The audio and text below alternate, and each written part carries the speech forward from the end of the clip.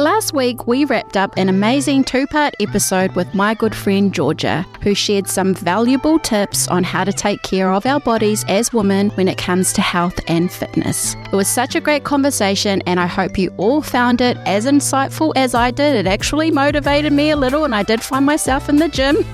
If you missed it, don't forget to check out Health is Wealth. Welcome to Raise Women, the podcast. I'm your host, Tash, and this is a podcast where we are all about raising women up and building confidence and understanding in areas of faith, life, and the marketplace. We have an exciting series right now called A Well Woman, where we dive into different aspects of well-being, both physical and spiritual health. Today we're exploring, in my opinion, a very underrated topic, self-care. Before I introduce our guest today, I wanted to take a moment to provide some spiritual context around the act of self-care. In one of my very first episodes, I spoke about a purposed woman, and I want to reiterate that episode as we dive into today's topic. In Matthew 14:13, where Jesus feeds the 5,000, I mentioned about a moment in Jesus' life where he faced the devastating news of the death of his close friend and family member, John the Baptist. That was the context of that particular passage. The verse says, when Jesus heard what had happened, he withdrew by boat privately to a solitary place, and the crowds followed him by foot. Now, I happened to mention that with a friend of mine, and the first thing she said to me is, so that tells me Jesus values self-care, and I hadn't actually thought of it like that. You see, because even though Jesus was on a mission, he knew he needed to take a brief moment to withdraw and take time to care for himself. This wasn't just about the physical need to rest. I believe it was also a recognition of the weight he was carrying before he continued on with his mission. What stands out here is that Jesus, despite his purpose, despite his assignment, despite his mission, demonstrated the importance of self-care. He didn't throw himself head on after hearing this news into what he knew he was supposed to be doing. He withdrew by boat privately first, then he continued. I thought if self-care was something even Jesus practiced, then it must hold significance for us today. It made me think, self-care isn't just a modern concept, it's something deeply embedded in the way we were created to live. It just looks differently in practice to each of us. I have a special guest with me today. She is a hardworking mum and a powerhouse in the business of empowering women to prioritize themselves. She's the owner of Beautiful Girl based in Averley. Let's welcome Rebecca. Welcome to Raise Women, the podcast, Bex. Hello, thank you for having me. Appreciate it. My husband and I lead a Connect group through our church, and Rebecca was part of our group for around 2 years now, and that's actually how we met. I have to say, in the time I've spent with Bex, she's been nothing but upbeat and always on the move. If I could describe her in one way, it would honestly be a woman who moves through mountains, not around them. She's always on the go, incredibly attuned to what's happening around her, and a woman who knows exactly where to plant herself. I can't wait for you all to hear more from her today. Thank you. Would you like to just start off introducing yourself, a little bit about your background coming into this industry, and maybe share a little bit about your business as well? I've been in beauty therapy for about 20 years. I come from, before that, I was actually building desert racing vehicles. So yes, I went from grease to wax. And prior to that, I was also a sales rep, for industrial company. And then before that again, I used to work for Coles and Woolies, as a department manager.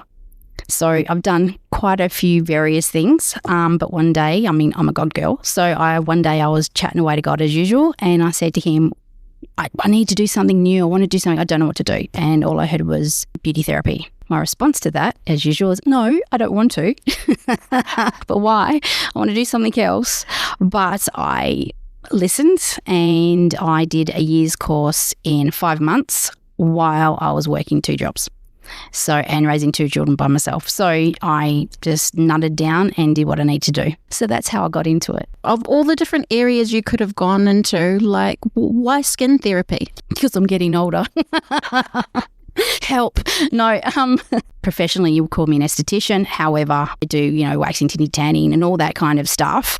I also specialize in skin therapy. And as a business owner in the beauty industry, you're surrounded by clients all the time that come to you for a level of self-care. How do you personally define self-care, and why do you think it's important, especially for women? So self-care for me isn't just treatments. It's actually working on self and working out who self is and finding answers to things that will help you move forward in life and may help you achieve different things is still looking after self. I think it's more important now than ever. Women have so much more now on their plate than they've ever had because of living expenses and different things. We have so much more on our plate.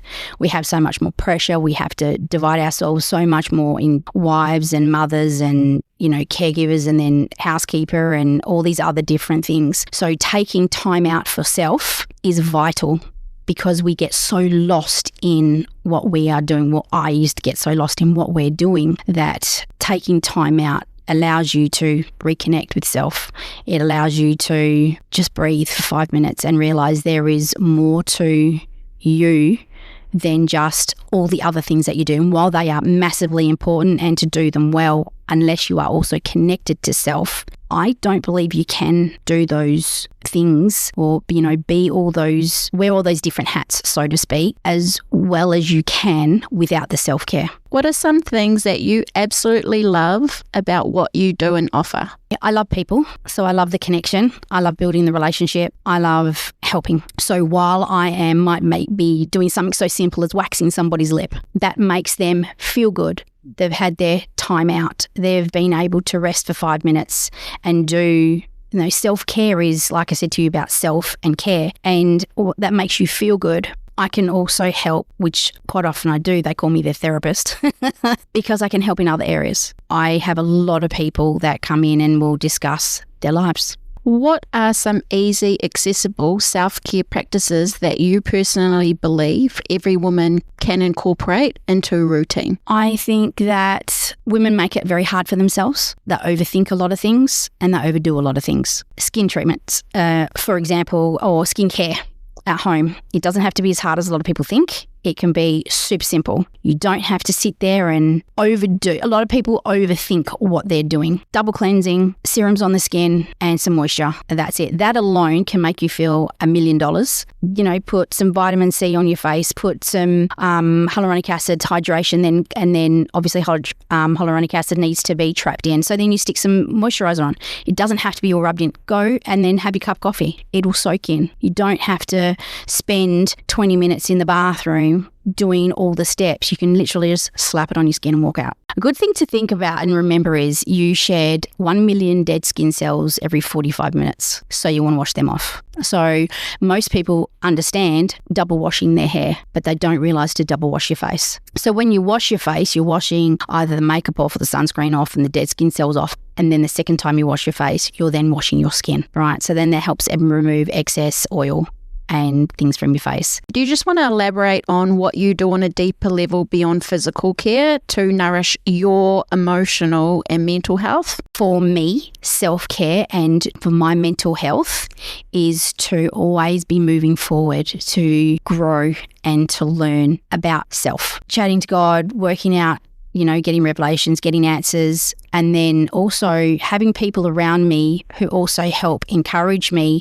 I'll sit with them and chat with them and talk with them, and they'll help me bring out the answers that I need as well. That is actually really good for my mental health. What would you say to a woman who feels like self-care is selfish, and I've come across some of them, or that there's always something more important to do than focusing on themselves? You're talking to one of them. So I very much used to struggle with self-care and looking after self until I realised how bad I was at it and how desperately I needed to change that. As I said before, I don't think you can be your best self unless you are connected to self. You can't. I don't believe that you can give your kids all of you if you can't connect to you. You can't be the best wife, you can't be the best carer, you can't be the best daughter unless you are spending, even if it's just 5 minutes a day, just connecting to self, whatever that means to you as a person. If it means going to get your eyebrows waxed and that makes you feel good inside of yourself and you feel like you've achieved something, then go do that. Or if it means you're sitting there and, like for me, getting answers and, moving forward to reconnect with yourself, it's not selfish at all. I think it's wise and I think it's vital. Juggling motherhood and running a business must be challenging at times. How do you carve out time for yourself amongst everything else? I'm still learning that one. Believe it or not, we were talking about it last night, that's the number one thing God's asking me to work on at the moment. I have raised 4 children. I have grown a business, run my own business. I work 52 hours a week. I have just renovated a house. I've just done it all. However, looking after self, He's now defining what I need to do. And in the areas, and I'm twitching a little, but once again, I'll go and do it. That one's definitely a work in progress. And what's your advice for busy mums who feel like they don't have the time or energy to care for themselves? I totally understand that, especially the energy part. You have to choose. Everything is a choice. And this is something that has been shown to me recently. Every single thing that you do is a choice. And then you get the, action, consequences, whatever word that you want to throw in there, back. So every choice has an outcome. Every choice has a consequence. Are there any non-negotiables that you have separated specifically for you in your day? Yeah, I pray in the mornings. I'll have coffee with God and chat. That's a non-negotiable. In between clients, sometimes I'll just sit. That's something that I do. But I really, non-negotiable without question, I'm not very good at that either. Yeah, because you're a woman of flexibility. So you'll be reining a little bit in this year, won't you? I have to. It's all about that this year. What are your tips around how you manage your time and all of the hats that you carry? Every day is different. So it depends what's being thrown at you or depends what you've got going on is how I will mold myself for that day. And my day changes quite rapidly and quite often. You got to choose what's important to you. So sit down and write what you want. Something so simple. What outcomes in this life do you want? What I want is quite simple. I want to create memories. I want to create moments. And, I want to have a purpose. And what does that purpose look like? I write down what I want. And then you've got to choose your day based on what you want. You've got to choose. You've got to choose where you put your time. You've got to choose. So if you're struggling to put yourself in there, you've got to ask yourself why. Work out what kind of life you want. Work out who you want to be and then flex your time around that. Self-care underneath getting the lashes done and getting the waxing done and doing some skin treatments. Yes, make yourself feel beautiful, make yourself feel feminine, go out and do those things. But self-care, you have to look deeper in self because you've got to look at underneath all of that. Why are you doing what you're doing? It's actually exhausting to not be able to drop the ball when you need to, or it's exhausting for it to appear like everything's okay when it actually isn't. And what I've learned is that there's a lot of freedom in surrender. There's a lot of freedom in just expressing that you're actually not okay. There's a lot of freedom in just saying no as well, which personally is my favorite form of self-care. A friend asked me, she said to me, what do you do for your self-care? And she was going off on this tangent about what other people do. And I said to her, I say no. I said to her, I say no to conversations that I actually don't want to be a part of. I say no to connections with people that I don't think are going to grow me. I say no to being in spaces when I actually don't have the finances for them. I say no to protect myself and my own level of self-care. And I don't think we practice that enough as women. I think that the whole reason why we're even talking about self-care is because we say yes to lots of things. Are there any specific scriptures that you really like that sort of still you? Lean on your own understanding. He'll work all things out for good. I sort of just repeat that in my head a lot. Lean not on your own understanding, because I can very much go into, I'll control things, I'll get organised. I very much go into self because I get too driven, and that for some reason just pulls me back and relying on him. That I don't know why, but just that little scripture there just reminds me to rely on him and to let him take charge. I actually love that scripture too, and why I like it is because I can be quite similar. So it reminds me that it's not about me. God cares about me. He sees those things, but ultimately all choices run through him. So it's that freedom once again and surrender. Thank you so much, Bex, for joining us today and sharing your expertise and personal experiences with us. It's been a valuable and, for me, educational conversation. Thank you. Thank you so much for having me. I really appreciate it. I'll be sure to add more information about Becca's business on our social media. So don't forget to follow us on Facebook and Instagram at Raised Woman Podcast. Beck's beauty and therapy business is based in Averley. It's called Beautiful Girl, and you can follow her on social media at Beautiful Girl Perth. I want to leave you with a reminder that self-care doesn't have to be expensive or extravagant. It could look like something as simple as taking a walk. What Bex just said is spending some time alone praying, enjoying some quiet time, sitting in alone for 5 minutes, writing an encouraging message to yourself on the mirror, which is also what I do, or my personal favorite, saying no. The key is recognizing that we all live busy, productive lives. We pour out consistently as women and are therefore prone to burnout naturally. But you matter, and making yourself a priority is absolutely essential. And if you get anything from this podcast, I hope that it really is that you do matter and that you do need to spend some time on you, and that, guess what, it's actually okay. I encourage you to ask yourself these questions. When was the last time you practiced self-care just for you? How do you balance taking care of others and taking care of yourself? How do you recognize when you need to slow down or take a break? Take some time this week to reflect on these and put yourself first, or at least think about it. Well, that's a wrap for today. Thank you so much for joining us. We hope you enjoyed it. Be sure to look out for our next episode, where we'll be diving into spiritual health to wrap up our Well Woman series. If anything resonated with you today, I'd love for you to leave a comment. Let other women know that they're important by passing along this episode. You can find us on social media at Raised Woman Podcast. Enjoy your week, Raised Woman. Stay safe, and always remember, you do matter.